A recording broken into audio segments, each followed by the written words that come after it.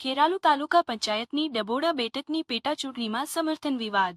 મહેસાણા ખેરાલુ તાલુકા પંચાયતની ડબોડા બેઠકની પેટાચૂંટણીમાં આ વર્ષે વિવાદ સર્જાયો છે. સસ્પેન્ડ કરાયેલા અપક્ષ ઉમેદવાર ગુલાબજી ઠાકોરે ભાજપને સમર્થન જાહેર કર્યો છે.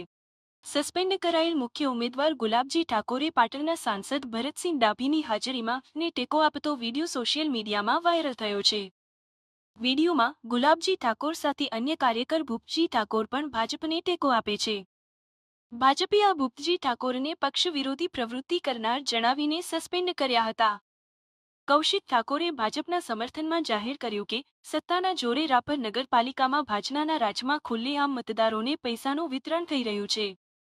કોંગ્રેસે આ મામલે સવાલ ઉઠાવ્યા છે અને પક્ષીય ન્યાયની માંગ કરી છે. તેમણે જણાવ્યું કે શું વહીવટીતંત્રે પણ ભાજપનો ખેસ પહેરી લીધો છે તેવો પ્રજામાં મોટો સવાલ છે. આ વિવાદને લઈને રાજકીય પરિષદોમાં પણ ભારે ચર્ચા ચાલી રહી છે. આ વિવાદને લઈને ચૂંટણી પંચે પોતાની પ્રક્રિયા શરૂ કરી છે. ચૂંટણી પંચના મુખ્ય અધિકારીએ જણાવ્યું કે તે આ દ્રશ્યોની સંપૂર્ણ તપાસ કરશે અને યોગ્ય પગલાં લેવાશે. વિડીયોમાં મતદારોને પૈસાનું વિતરણ કરતી ઘટના જાહેર થયા બાદ લોકોએ આ મુદ્દે ચિંતા વ્યક્ત કરી છે. ભાજપના નેતાઓએ આ દાવાને ફગાવી દીધો છે અને જણાવ્યું છે કે આ વિડીયો અસત્ય અને ભ્રામક છે. તેમણે ઉમેર્યું કે અમને લોકોનો વિશ્વાસ છે અને લોકશાહી પદ્ધતિઓનું પાલન કરીશું.